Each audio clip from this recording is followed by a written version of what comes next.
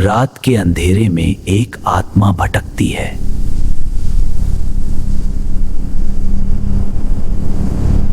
जिसे लोग ब्रह्म राक्षस कहते हैं। लेकिन वह हमेशा ऐसा नहीं था।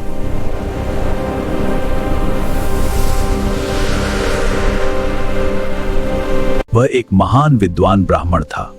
मेरे शिष्यों, सुनो, ये वेद हैं जो ब्रह्मांड के गूढ़ रहस्यों को बताते हैं। ध्यान से समझो, क्योंकि यह ज्ञान, शुरुआत में वह एक विनम्र और ज्ञानी गुरु था, जिसके पास दूर दूर से विद्यार्थी शिक्षा लेने आते थे।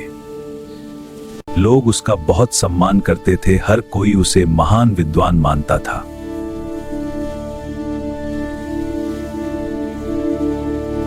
अब उसका व्यवहार धीरे धीरे बदलने लगा था। वह खुद को सबसे श्रेष्ठ मानने लगा। गुरुदेव, यह श्लोक समझ में नहीं आया। अब वह अपने शिष्यों की बातों को भी नजरअंदाज करने लगा था। ज्ञान हर किसी के लिए नहीं होता। अब उसके शब्दों में विनम्रता नहीं, सिर्फ घमंड दिखने लगा था। वह गरीबों को ज्ञान देने से मना करने लगा।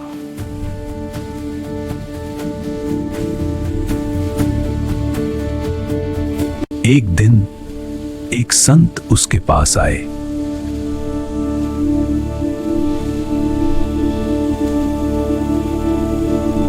उन्होंने ज्ञान की चर्चा करनी चाहिए। उसने संत का अपमान कर दिया। तुम मुझे ज्ञान सिखाओगे? तुम्हारी औकात क्या है? अहंकारी ब्राह्मण, तुम संत ने उसकी ओर देखा और उनकी आंखों में अब शांति नहीं। इसलिए मैं तुम्हें श्राप देता हूं, मृत्यु के बाद तुम ब्रह्म राक्षस बनोगे। और उसी क्षण प्रकृति भी कांप उठी। श्राप लग चुका था। उसका ज्ञान, उसकी शक्ति अब एक अभिशाप बन चुकी थी। अब वह शक्तिशाली तो था, लेकिन अकेला वो चुका था। वो ना कोई अपना, ना कोई शांति, सिर्फ अंतहीन भटका हुआ।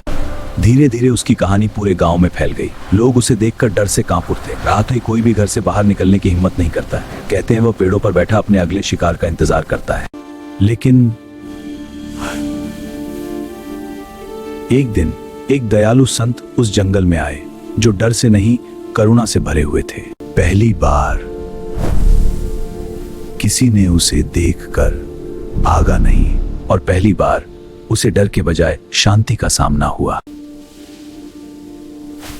तुम मुझसे डरते नहीं हो? डर अज्ञान से पैदा होता है, और मैं तुम्हें समझता होता है। अब उसका अहंकार टूट चुका था, और उसकी जगह पछतावा ले चुका था। जिसने कभी किसी को झुकने नहीं दिया, आज वही खुद झुक गया। मुझे मुक्ति चाहिए, मैं इस श्राप से थक चुका हूं। पछतावा ही मुक्ति का पहला कदम है। संत ने उसे मार्ग दिखाया, प्रायश्चित का मार्ग, और उसने तपस्या शुरू की। धीरे धीरे उसके अंदर का अंधकार प्रकाश में बदलने लगा। वर्षों की तपस्या के बाद आखिरकार उसका श्राप समाप्त हो गया, और एक भटकी हुई आत्मा को मुक्ति मिल गई है। ज्ञान तभी पूर्ण होता है जब उसमें विनम्रता हो, वरना वही ज्ञान विनाश का कारण बन जाता है। अगर आपको यह कहानी पसंद आई तो लाइक, शेयर और सब्सक्राइब जरूर करें।